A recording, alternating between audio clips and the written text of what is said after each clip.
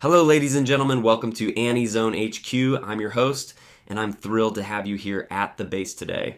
When the gates first started opening all over the world, humanity was pushed to the brink of extinction. But with the awakening of the hunters, everything changed. In solo leveling, being a hunter isn't just an act of heroism, it's the biggest business on the planet. Those who hold the power to clear the most dangerous dungeons control the economy, the politics, and the security of entire nations. Sung Jin-woo is rising to power all on his own, but the world outside is dominated by multi-million-dollar empires known as guilds. In today's video, we are analyzing the corporate underworld of solo leveling. What are the biggest guilds in Korea? Who are the S-rank hunters leading these powerhouses? And how did human greed and international rivalries create the deadly chessboard we've seen in the anime so far? So, make yourself at home and let's get right into the action.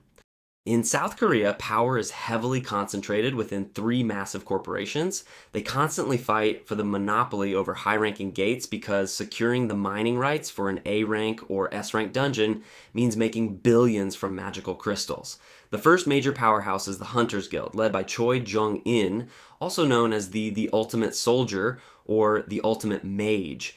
They are widely considered the #1 guild in the country because they are the only ones who possess two S-rank hunters in their main roster. Choi, with his devastating fire magic, and of course our well-known Cha-Hai-in, the master swordswoman, with that hypersensitive sense of smell for mana. Then Miss Cha slayed it in a flash. Right next to them, we have the White Tiger Guild, commanded by Baek Yoon. While the Hunters Guild focuses on magic and tactics, White Tiger is all about pure brute force. Baek is a beast-type hunter capable of transforming into a humanoid tiger with terrifying physical strength. They put a massive focus on recruiting and training new talent, which makes them direct rivals to anyone trying to climb the ranks. And we can't forget the Fiend Guild, or Grim Reaper, led by Lim Tae-gyu. Although they seem a bit more low-key in the anime compared to Choi and Baek, they complete the powerhouse trio that dictates the market rules in Korea. Each of these guilds functions like a mini private army, and the tension between them is palpable every single time a red gate or a high-ranking portal appears. But who actually controls these private armies to stop them from starting a civil war? That's where the Korean Hunters Association comes in, led by the legendary Gun-Hee. Old Man Go is a veteran S-rank hunter who, due to his age and health issues, no longer fights on the front lines. However, his political power and his massive mana aura can still make any guild leader tremble. The association acts as the referee, they manage the gates, distribute the licenses, and have their own elite force. The monitoring department, led by the cold and calculating Woo Jin Chul. Their job is to hunt down rogue hunters and make sure the guilds don't abuse their power. Oh, good. Glad you're already awake. Who are you? And then, outside of this entire system, we have the Outcasts. Remember Hwang Dong-soo? He was a Korean S-rank who simply abandoned his country for money and prestige, joining the Scavenger Guild in the United States. The anime shows us this to prove that hunters are treated as precious commodities. And if a country can't pay what an S-rank is worth, another superpower will just step in and buy them. Hello, Hunter Hwang. Welcome home.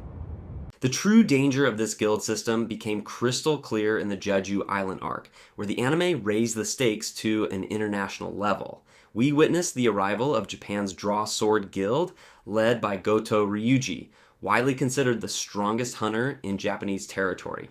At first glance, Japan seemed to be offering humanitarian aid to help Korea clear the ant nest that destroyed the island.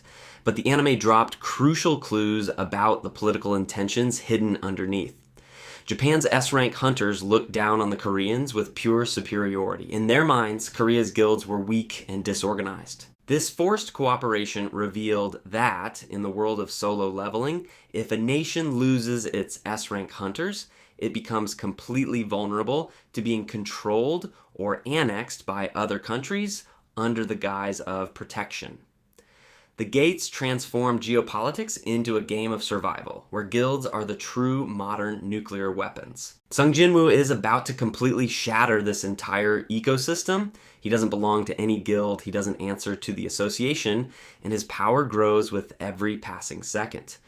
What is going to happen when a single man becomes more powerful than an entire multi-billion-dollar corporation? Will the guilds try to buy him out? Or will they attempt to destroy him before he ruins the market? Or the board is set and the big fish are finally starting to realize there is a new apex predator in the ocean. Now, what about you, hunters? If you awaken today as an A rank or an S rank, which of these guilds would you join? Would you go for the money and prestige of Choi's Hunter's Guild, the raw brutality of Baek's White Tiger, or would you create your own independent guild just like Jinwoo? Let me know your answers in the comments below, and don't forget to cast your Arise on that like button. Thanks for stopping by the HQ. Make sure to subscribe to stay updated with the zone. Until next time, keep leveling up.